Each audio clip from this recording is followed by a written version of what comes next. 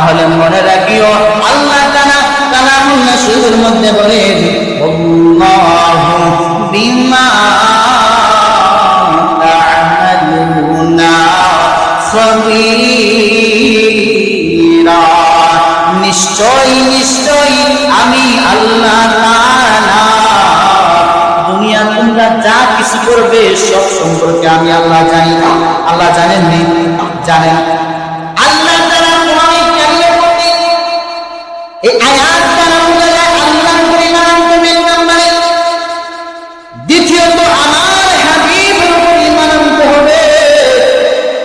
যদি আমি আপনি আমার নবীর উপর ঈমান আনতে না পারি, আল্লাহ রাব্বুল আলামিন বলেন তুমি আমার নবীর হক আদায় করলে না। আর যে আমার নবীর হক আদায় করলো না সে কি ঈমানদার হতে পারলো না? অতএব আপনি আমি আমার নবীর হক আদায় করতে হবে। এক নাম্বার হক আল্লাহ তাআলা বলে দিয়েছেন যে ওয়া আতিউ বিল্লাহি ওয়া রাসূলিহি, আপনি আল্লাহর উপর ঈমান আনবেন, আমার নবীর উপর ঈমান আনবেন। আল্লাহ তাআলার নবীর উপর যদি আপনি আমি ঈমান না আনতে পারি, আল্লাহ রাব্বুল আলামিন কখনো আপনাকে আমাকে আমার নবীর উম্মত হিসাবে ঘোষণা করবেন না। আপনি আমি নবী আলাইহিস সালামের উম্মত হতে হলে আগে আল্লাহর নবী মুস্তাফা সাল্লাল্লাহু قل إن كنتم تحبون الله فاتبعوني يحببكم الله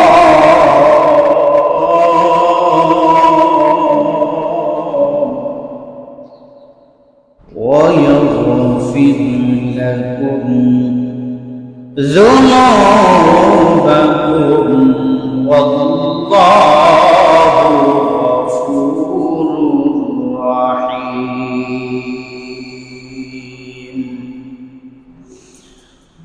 صدق الله العظيم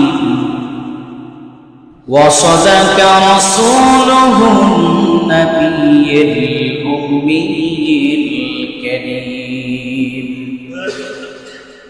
قال النبي صلى الله عليه وسلم أنا خاتم النبيين لا نبي بعدي أو قام عليه الصلاة والسلام. إن الله وملائكته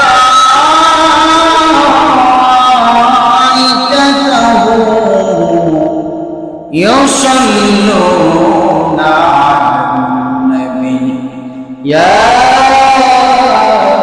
أيها الذين آمنوا صلوا عليه وسلموا تسليما.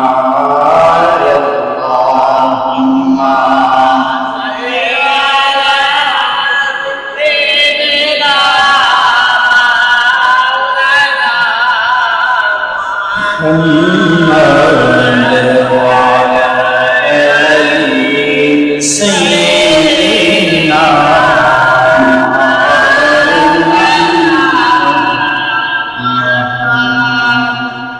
আল্লাহ তুমি দয়া করো নসিব করো মদিনা নূর নবীকে না দেখাইয়া কবর দেশে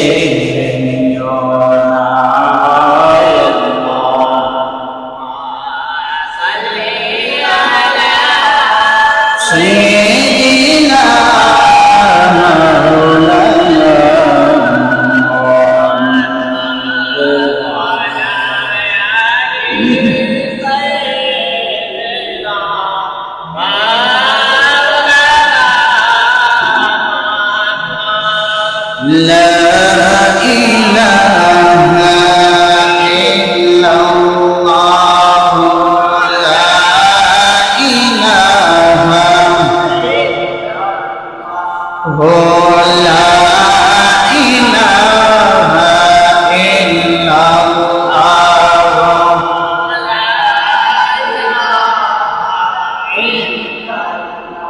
আদম হাওয়া বানাইলা ওয়াল্লা আদম হাওয়া বানাইলা হায়রে দুনিয়াতে পাঠাইলা হায়রে দুনিয়াতে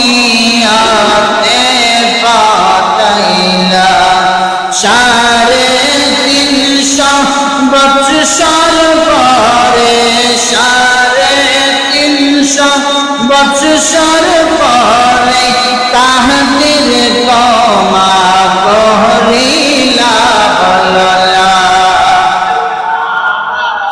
ইল্লাল্লাহ লা ইলাহা লা ইলাহা লা ইলাহা লা ইলাহা লা ইলাহা কালিমা লা ইলাহা ইল্লাল্লাহ মুহাম্মাদুর রাসূলুল্লাহ সাল্লাল্লাহু আলাইহি ওয়াসাল্লাম। আলহামদুলিল্লাহ, মহান আল্লাহ রাব্বুল আলামিনের দরবারে অসংখ্য শুকরিয়া জ্ঞাপন করি যে রব্বুল আলামিন আপনাকে আমাকে এই পবিত্র রবিউল আউয়াল মাস, পবিত্র ঈদে মিলাদুন নবীর মাস, তৃতীয় জুমার মধ্যে আপনাকে আমাকে শরীক হওয়ার জন্য তৌফিক দান করেছেন। এর জন্য জোরে সুরে আল্লাহর শুকরিয়া জ্ঞাপন করি আলহামদুলিল্লাহ। মহান আল্লাহ তাআলা আল্লাহর নবী সাল্লাল্লাহু আলাইহি ওয়াসাল্লামকে গত জুমা অনেক আলোচনা করেছি। আল্লাহ তাআলা আল্লাহর হাবিব সাল্লাল্লাহু আলাইহি ওয়াসাল্লামকে আপনার আমার মধ্যে রহমতের নবী হিসাবে পাঠিয়েছেন। এই রহমতের নবীকে আপনি আমি খুশি না বেজার? এই নবী রাহমাতুল লিল আলামিন নবী আপনার আমার জন্য হাশরের ময়দানে শাফায়াত করবেন। আল্লাহর নবী রাহমাতুল লিল আলামিন আপনাকে আমাকে কবর জগতে হারিয়ে দেওয়ার সিস্টেম বাতিয়ে দিয়েছেন। সিস্টেম আপনি আমাকে শিখাবেন, বা এই সিস্টেম আপনাকে আমাকে পাড়ি দিয়ে নিয়ে যাবেন। এখন দেখেন আল্লাহর হাবিব সাল্লাল্লাহু আলাইহি ওয়াসাল্লাম আপনার আমার জন্য এত কিছু করতেছেন, তাই না?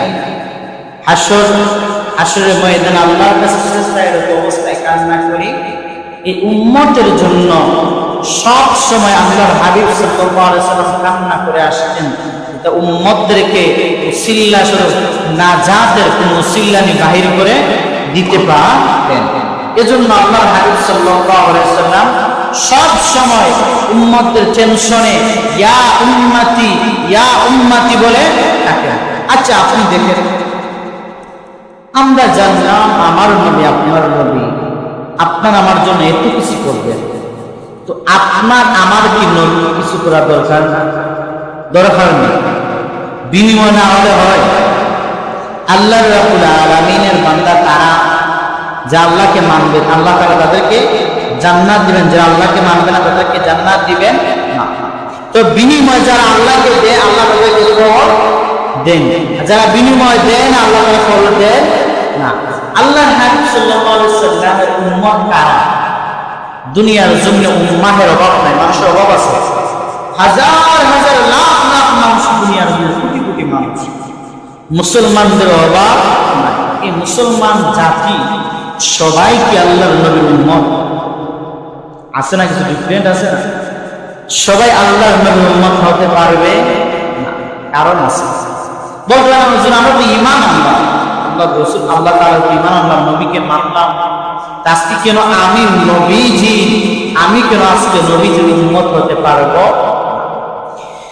দেখি আল্লাহ রাব্বুল আলামিন পবিত্র কোরআনে শরীফের মধ্যে আল্লাহ তাআলা পবিত্র কোরআনে কারীমের মধ্যে সূরা ওয়ামা আরসালনাকা ইল্লা রাহমাতাল লিল আলামিন। আল্লাহ তাআলা এই আয়াতে কারীমার মধ্যে বলেছেন যে আমি আমার নবী রাহমাতুল লিল আলামিন নবীকে দুনিয়ার জমিনে সমস্ত মানুষদের জন্য, সমস্ত জাতির জন্য আমি আল্লাহ রহমতের নবী পাঠিয়েছি। সুবহানাল্লাহ। দেখেন আল্লাহ তাআলা আল্লাহর নবী রাহমাতুল লিল আলামিন রহমতের নবী পাঠাইছেন, তবে এই রহমতের নবীর উপর আপনার আমার কিছু হক আছে। যদি আপনি আমি নবীর হক আদায় করি না, আমি আপনার নবীর উম্মতের অন্তর্ভুক্ত হতে পারবো না। এক নাম্বার হক, আল্লাহ রাসূল সাল্লাল্লাহু আলাইহি সাল্লামকে যদি আপনি আমি মহব্বত করি, মানি, 5টি হক আপনি আমি নবী আদায় করতে হবে। কয়টি হক? 5টি হক আপনি আমি আমার নবী রাহমাতুল লিল আলামিন নবীর হক আদায় করতে হবে। এক নম্বরে আল্লাহর নবী রাহমাতুল লিল আলামিনের উপর আমার আপনার ঈমান আনতে হবে। সুবহানাল্লাহ। কি আনতে হবে? ঈমান আনতে হবে। যদি আপনি আমি আল্লাহর নবী রাহমাতুল লিল আলামিনের উপর ঈমান আনি না, আপনি আমার নবীর অন্তর্ভুক্ত, আমার নবীর উম্মতের অন্তর্ভুক্ত না। অতএব আপনি আমি ঈমান আনতে হবে। ঈমান আনতে কেমন করে? আল্লাহ তাআলা পবিত্র কোরআনে কারীমের মধ্যে আল্লাহ রাব্বুল আলামিন পবিত্র কোরআনে কারীমের মধ্যে বলেছেন ওয়াআমিনু বিল্লাহি ওয়া রাসূলিহি ওয়ান নূরিল্লাযীনা আনজালনা ওয়াল্লাহু বিমা তা'মালুনা খাবীরা। আল্লাহ রাব্বুল আলামিন পবিত্র কোরআনে কারীমের মধ্যে বলেছেন ফাআমিনু বিল্লাহ, তোমরা ঈমান আনো আমি আল্লাহর উপর, ওয়া রাসূলিহি, আমার নবীর উপর।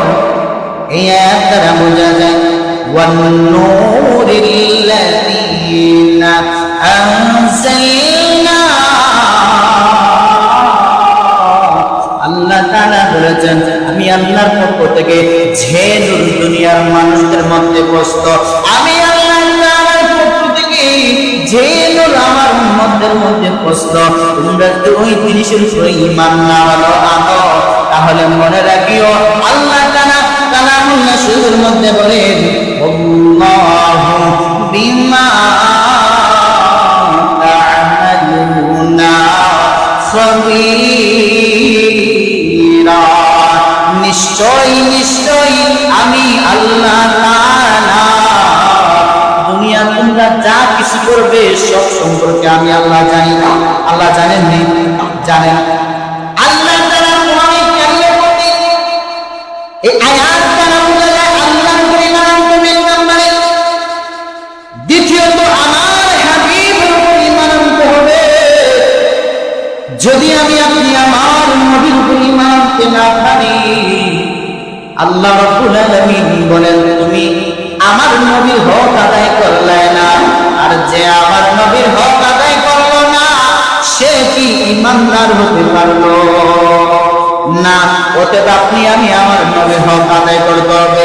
এক নাম্বার হক আল্লাহ তাআলা বলে দিয়েছেন যে ওয়া আমিনু বিল্লাহি ওয়া রাসূলিহি, আপনি আল্লাহর উপর ঈমান আনবেন, আমার নবীর উপর ঈমান আনবেন। আল্লাহ তাআলার নবীর উপর যদি আপনি আমি ঈমান না আনতে পারি, আল্লাহ রাব্বুল আলামিন কখনো আপনাকে আমাকে আমার নবীর উম্মত হিসাবে ঘোষণা করবেন না। আপনি আমি নবীজি আলাইহিস সালামের উম্মত হতে হলে আগে আল্লাহর নবী মুস্তাফা সাল্লাল্লাহু আলাইহি ওয়াসাল্লামের উপর ঈমান আনতে হবে। আল্লাহর নবী রাহমাতুল লিল আলামিন হাদিসের কিতাব মুসনাদ আহমদ, এই হাদিস শরীফের 5011 নম্বর হাদিস শরীফ, আল্লাহ নবী সাল্লাল্লাহু আলাইহি ওয়াসাল্লাম আবু মুসা আশরাফি রাদিয়াল্লাহু তাআলা আল্লাহর নবীর একজন সাহাবী, উনি থেকে একটি হাদিস বর্ণনা আসছে।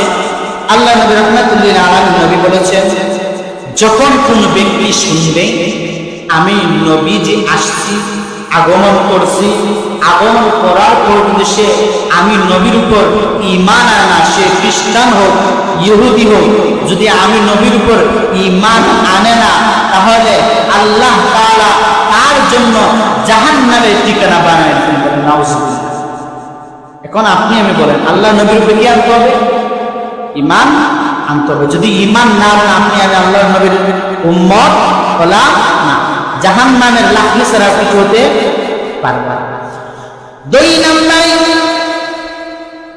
আল্লাহর নবী রাহমাতুল লিল আলামিন নবীজি যে হক আপনার আমার দরকার, আপনি আমি আমার নবীজিকে ভালোবাসতে হবে। কি করতে হবে? মহব্বত করতে হবে, ভালোবাসতে হবে। আপনি যদি আমার নবী রাহমাতুল লিল আলামিন নবীজিকে ভালো না বাসতে পারেন, আমার আল্লাহ তাআলা বলেন, তাহলে তুমি আমি আল্লাহ ভালোবাসা পাইবে না। কারে ভালোবাসতে হবে? আমার নবীজিকে ভালোবাসতে হবে। যদি আপনি আমার নবীজিকে ভালো না বাসেন, আল্লাহ রাব্বুল আলামিন তখন আপনাকে ভালোবাসবেন না। আল্লাহ তাআলা মানুষ জাতিকে সৃষ্টি করার পর দেখেন সব সময় নবী পাঠাইছেন না? একজন নবীর পর আরেকজন নবী পাঠাইছেন। বনি আদম যদি একজন নবী ইন্তেকাল করেছেন, তা আল্লাহ তাআলা আরেকজন নবী পাঠাইছেন। কিন্তু আমার নবী রাহমাতুল লিল আলামিন বলেছেন যে আল্লাহ তাআলা সব অনেক নবী পাঠাইছেন, একজন নবী ইন্তেকালের পর আরেকজন নবী পাঠাইছেন, কিন্তু আমি যে নবী যখন ইন্তেকাল করব, আমার পর আর কোন নবী আসবে না। আমার পর আসবেন তারা হলো খলিফা। তারা আসবেন কয়েকজন খলিফা আসবেন, তবে নবী আসবেন না। এতে বোঝা যায় আমার নবী রাহমাতুল লিল আলামিন নবীর পর কোন নবী আসবেন না। ইনি হলেন শেষ নবী। আল্লাহ রাসূল সাল্লাল্লাহু আলাইহি ওয়াসাল্লাম হাদিসের মধ্যে বলেন, আনা খাতামুন নাবিয়্যিনা লা নাবিয়্যা বা'দি। আমি শেষ নবী, আমার পর আর কোন নবী আসবে না। অতএব আপনি আমি আমার নবী রাহমাতুল লিল আলামিন নবীকে শেষ নবী মানিত। আর কোন নবী আছেন দুনিয়ায়? আছেন? কিছু মানুষ যদি নবী দাবি করে, আপনাকে তাকে নবী মানবো না, কিন্তু অনেক মানুষ দাবি করছে, আছে কিনা না? ভারতবর্ষের মধ্যে দেওয়ানবাগী নামে একজন ব্যক্তি, অনেক বিশাল আকারে, হয়তো অনেকেই দেখছেন ভিডিওতে, ছবিতে অনেক সময় দেখতে পারেন।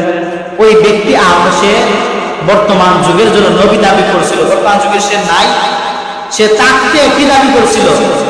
নবী দাবি করছিল। কিন্তু আমার নবী তো বলে দিয়েছেন যে আমি নবী, আমার ইন্তেকালের পর দুনিয়ার আর কোন নবী আসবেন না। অতএব আমার নবী চলে গেছেন মানে কিটা, আর কোন নবী আসবেন না। অতএব আপনি আমি আমার নবী রাহমাতুল লিল আলামিনকে শেষ নবী মানবো, এছাড়া আর কাউকে নবী মানবো না। দেখেন, আমরা জানলাম প্রথম হক কি? আল্লাহর নবীর উপর প্রথম হক কি? আমরা আল্লাহর নবীর উপর ঈমান আনা। দ্বিতীয় হক কি? আল্লাহ রাসূল সাল্লাল্লাহু আলাইহি সাল্লামকে ভালোবাসা, মহব্বত করা। আল্লাহ রাসূল সাল্লাল্লাহু আলাইহি সাল্লামকে যদি আপনি আমি ভালোবাসি না, মহব্বত করি না, আল্লাহ তাআলা আপনাকে আমাকে ভালোবাসবেন না। আসেন আল্লাহ রাব্বুল আলামিনের সাহাবী, আমরা একটি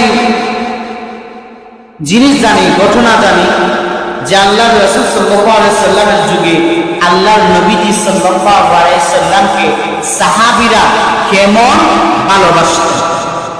6ষ্ঠ হিজরিতে আল্লাহর নবী সাল্লাল্লাহু আলাইহি সাল্লাম সাহাবীদের এক বিশাল জামাতকে নিয়ে তিনি হজের জন্য রওনা হলেন।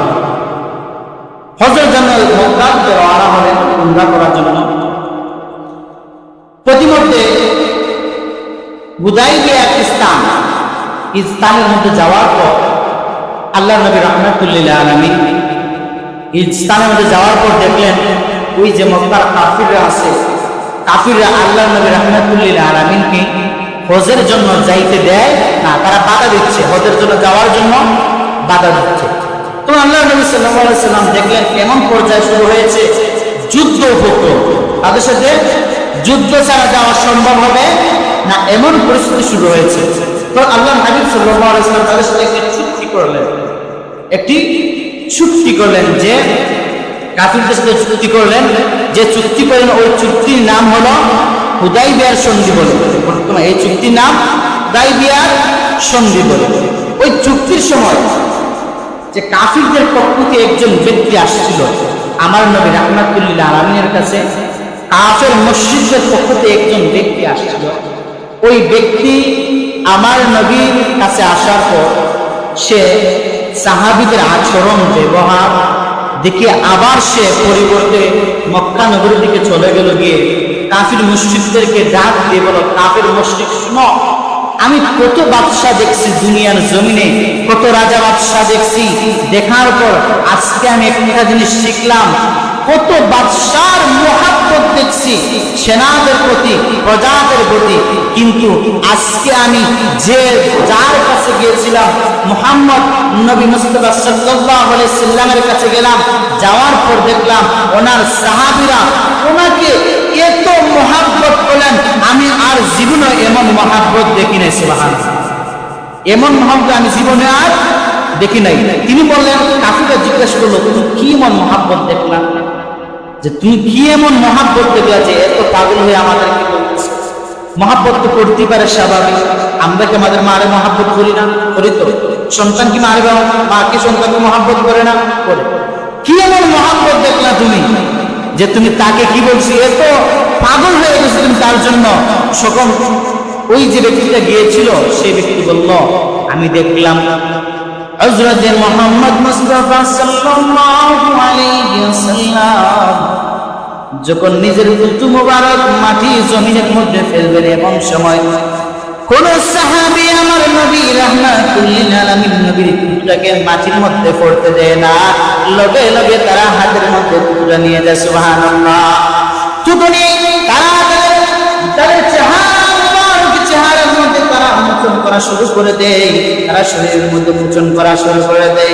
আমি দেখলাম শুধু তা না, আমি দেখলাম ওই মানুষগুলা যখন আল্লাহর নবী মুস্তাফা সাল্লাল্লাহু আলাইহি ওয়াসাল্লাম যখন ওযু করবেন, ওযু করার সময় মানুষগুলা সাহাবীরা আমার নবী রাহমাতুল লিল আলামিন নবীজির ওযুর পানি দেওয়ার জন্য তারা দৌড়াদৌড়ি প্রতিযোগিতা শুরু করে দেয়, কে আগে নবীজির ওযুর পানি দিবে। আমি দেখলাম মানুষগুলো আমার ওই নবীজি যখন কোনো কথা বলে সাহাবীরা ঘাম মুক্ত করে তাকিয়ে থাকেন, কোনো চারিদিকে কোনো তাকাল কই নাই, কোনো দিকে তাকান না, এক নজরে ওই নবীর দিকে তাকিয়ে তারা এত সম্মান করে। দুনিয়ার জমিনে আমি আর কোনোদিন কোনো বাদশা কোনো রাজাকে এমন সম্মান করতে দেখি না, এমন সম্মান কোন রাজা বাদশা করতে দেখি না। আচ্ছা বলেন, একজন বাদশা দেশে পাড়ায় আপনি কি হাতে নিয়ে মাপবেন? সম্ভব এটা না। কিন্তু নবীজি সাল্লাল্লাহু আলাইহি সাল্লামকে সাহাবীরা এমন মহব্বত করতেন, তারা সেব তো দূরের কথা, সেব তো দেখছেন, সেব মাটিতে পড়ার জন্য দেন নাই।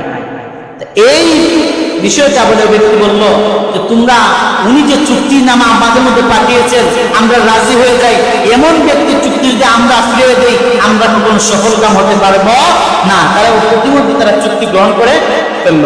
এতে বোঝা যায় আল্লাহর হাবিব সাল্লাল্লাহু আলাইহি ওয়াসাল্লামকে সাহাবীরা ভালোবাসতেন। ভালোবাসতেন কেমন ভালোবাসতেন? পূর্বে একটি হাদিস শরীফ বলেছিলাম, সহিহ বুখারী শরীফের 15 নম্বর হাদিস শরীফ, সহিহ বুখারী শরীফের 15 নম্বর হাদিস শরীফ, আল্লাহ রাসূল সাল্লাল্লাহু আলাইহি ওয়াসাল্লাম বলেছেন, লা ইউমিনু আহাদুকুম হাত্তা আকুনা হাব্বা ইলাইহি মিন ওয়ালিদিহি ওয়া ওয়ালাদিহি ওয়ান নাসি আজমাইন। আল্লাহ নবী রাহমাতুল লিল আলামিন বলেন, দুনিয়ার মানুষ শোনো শোনো, তোমরা ততক্ষণ পর্যন্ত পরিপূর্ণ মুমিন হতে পারবে না যতক্ষণ পর্যন্ত তুমি তোমার বাবার চাইতে, তুমি তোমার মায়ের চাইতে, তুমি তোমার সন্তানের চাইতে, তুমি তোমার বাবার চাইতে, তুমি তোমার স্ত্রীর চাইতে, বিবির চাইতে আমি নবীকে বেশি মহাব্বত করতে পারবে না, ততক্ষণ পর্যন্ত তুমি পরিপূর্ণ ঈমানদার হতে পারবে না। সুবহানাল্লাহ। পরিপূর্ণ ঈমানদার হতে কি করতে হবে? আল্লাহ নবীকে নিজের সন্তানের চাইতে বেশি মহাব্বত করতে হবে, নিজের বিবির চাইতে, মার চাইতে, বাবার চাইতে বেশি মহাব্বত করতে হবে।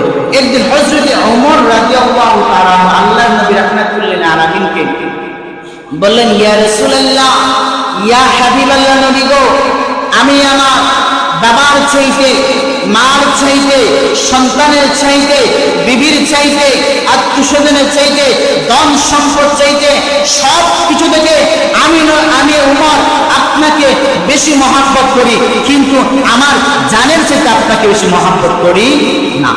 আল্লাহর নবী বললেন, আমাকে যিনি প্রাণ দিয়েছেন, জান দিয়েছেন আমার আল্লাহ, ওই মালিকের কসমকে বলি, ওমর, তুমি যতক্ষণ পর্যন্ত আমি নবীকে তোমার জানের চাইতে বেশি মহাব্বত করতে পারবে না, ততক্ষণ পর্যন্ত তুমি উমর পরিপূর্ণ ঈমানদার হতে পারবে না। আমরা আল্লাহ নবী সাল্লাল্লাহু আলাইহি ওয়াসাল্লাম এই কথা বলার পর হযরত ওমর বলেন, ইয়া রাসূলুল্লাহ, নবী, ইয়া হাবিবাল্লাহ, আমি উমর তো বুঝি নাই গো নবী, আমি উমর এখন থেকে আমার নবীকে আমার জানের চাইতে বেশি মহাব্বত করব। সুবহানাল্লাহ। তার নবীর জন্য জীবন দিয়েছেন কিনা? দিচ্ছেন না? কত সাহাবী, আরে লক্ষ লক্ষ সাহাবী তারা নবীর জন্য জীবন দিয়ে দিয়েছেন। নবী যদি বলছেন যাও এটা করো, তারা দ্বিধাবোধ করে না, নবী মুখে দিয়ে বাহির করছেন, তারা যুদ্ধের জন্য রওনা দিয়েছেন। সুবহানাল্লাহ।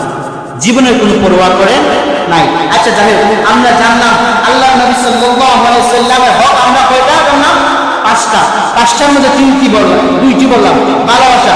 3 নম্বরে আল্লাহর হাবিব সাল্লাল্লাহু আলাইহি ওয়াসাল্লামের আনুগত্য করতে হবে। কি করতে হবে? আনুগত্য করতে হবে, নবীকে মানতে হবে, নবীর অনুযায়ী চলতে হবে। কেমন করে?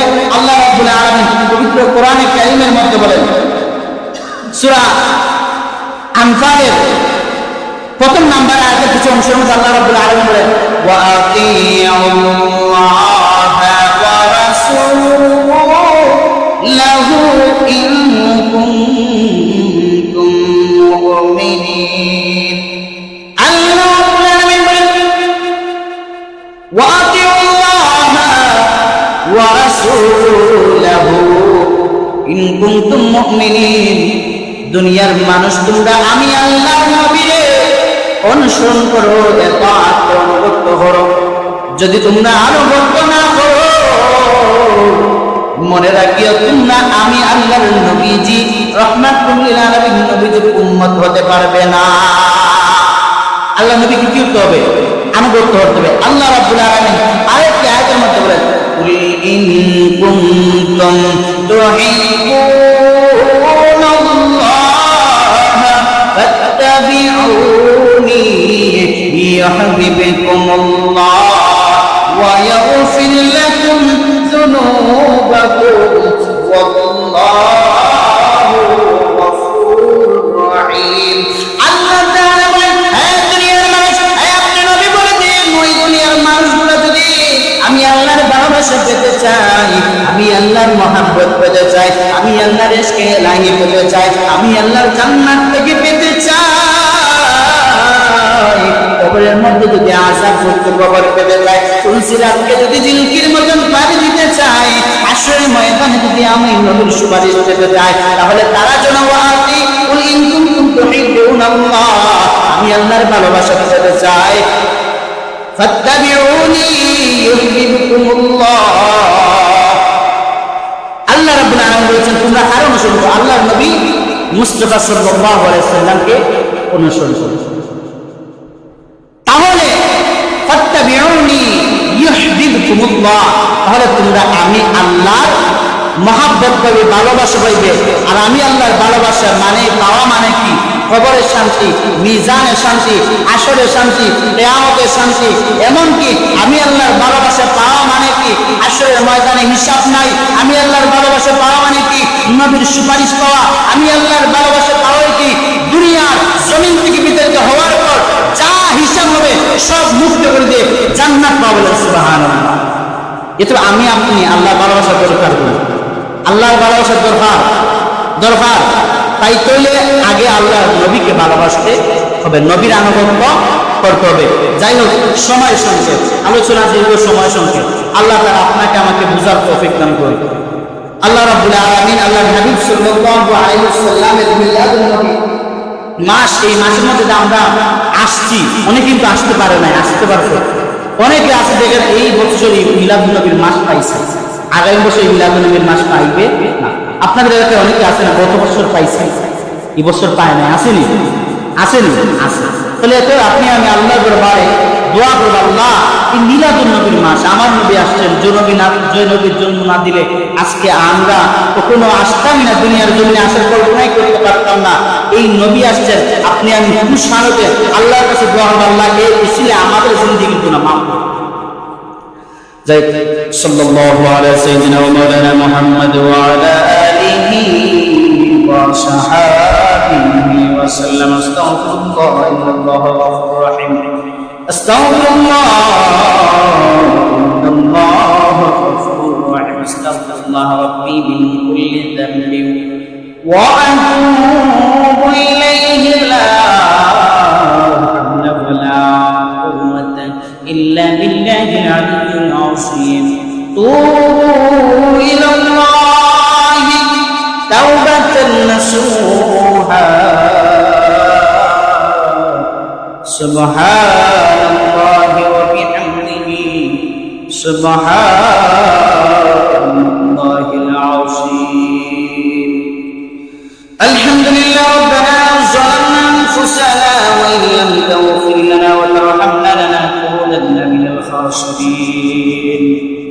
রব্বি আন্নী মাগলুবুন ফান্তাসির। রব্বি আন্নী মাগলুবুন فانتصر. ربنا آتنا في الدنيا حسنة وفي الآخرة حسنة وقنا عذاب النار وقنا عذاب القبر وقنا عذاب الميزان وقنا عذاب سخرة الموت. رب العالمين أسمى الزمن الخليق الملك الله পবিত্র জুমার দিনে আমরা সবাই একত্রিত হইয়া মালিক তোমার দরবারে দুইখানা হাত বিক্ষেপে বাড়াইলাম। আল্লাহ আমাদের নবী রাহমাতুল লিল আলামিন নবীজির খাতিরে আমাদের জিন্দেগির तमाम গুনাহ তাদের মাফ করিয়া দাও। আল্লাহ আমাদের মাই বাবা আছেন তাদেরকে মাফ করিয়া দাও, আত্মীয়স্বজন যারা আছেন তাদেরকে মাফ করিয়া দাও। রব্বুল আলামিন জীবনে যত গুনাহ করলাম তোমার তো জানার বাকি নাই, আল্লাহ প্রত্যেকটা গুনাহ তাদের নিজ গুণে ক্ষমা করিয়া দাও। বাবা আদম আলাইহিস সালাম থেকে এই পর্যন্ত যত মুমিন মুমিনাত কবরে চলে গেছে, আল্লাহ প্রত্যেকের কবরকে জান্নাতের বাগান বানায়া দাও। রব্বুল আলামিন আল্লাহ খাস করে এলাকার মানুষগুলোর মধ্যে আযাব আল্লাহ অনেক মানুষ আল্লাহ এই মসজিদের সাথে সম্পর্ক রেখে রেখে আজকে অন্ধকার কবরে চলে গেছে। আল্লাহ প্রত্যেকের কবরকে জান্নাতের বাগান বানায়া দাও। আর রব্বুল আলামিন যাদের মা নাই বাবা নাই, মা বাবা দুঃখিনী সন্তানগুলা মা বাবার কবরকে জান্নাতের বাগান বানায়া দাও। রব্বুল আলামিন এলাকার মানুষগুলা মসজিদ করার জন্য কষ্ট করতেছেন আল্লাহ। আর রব্বুল আলামিন যারা টাকা দিয়ে পয়সা দিয়ে শ্রম দিয়ে যে যারা মসজিদের জন্য সাহায্য সহযোগিতা করতেছেন আল্লাহ প্রত্যেকের সাহায্য সহযোগিতা তুমি কবুল আর মঞ্জুর করিয়া দাও। আল্লাহ তুমি গায়বী খাজানা থেকে মসজিদের নির্মাণ করার মতন তাদেরকে তুমি সিস্টেম হয়ে চলাফেরা করার তৌফিক দান করিয়া দাও। আল্লাহ রব্বুল আলামিন আল্লাহ কবরে চলে যাই দুঃখ নাই আল্লাহ কবরে যাওয়ার গিয়ে গিয়ে ওই কবরের সামাজ গাওয়া তৌফিক দান করিয়া দাও। রব্বুল আলামিন অন্ধকার কবরে আযাব কেমন আযাব আল্লাহ ওই কবর তো সাপ বিচ্ছুর গর্ভ আল্লাহ মালিক আমার নবী রাহমাতুল লিল আলামিন যদি কবরে আসে কবরটা তো সাপ বিচ্ছুর করার থাকবে না গো আল্লাহ। রব্বুল আলামিন আল্লাহ ওই কবরটাতে আমাদের জান্নাতের বিছানা বিছায়া দিও গো আল্লাহ।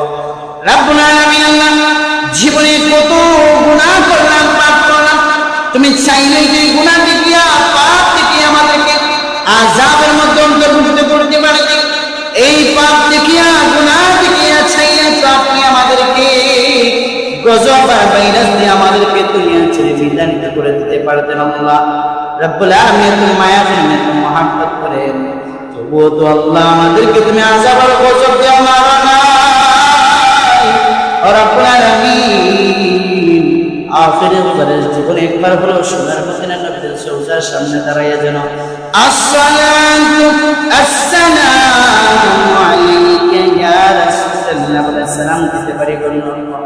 রব্বুল আলামিন মরণকালে নবীর চেহারা মোবারক দেখাইয়া দেখাইয়া জবানে জারি করে দিও লা ইলাহা ইল্লাল্লাহু মুহাম্মাদুর রাসূলুল্লাহ।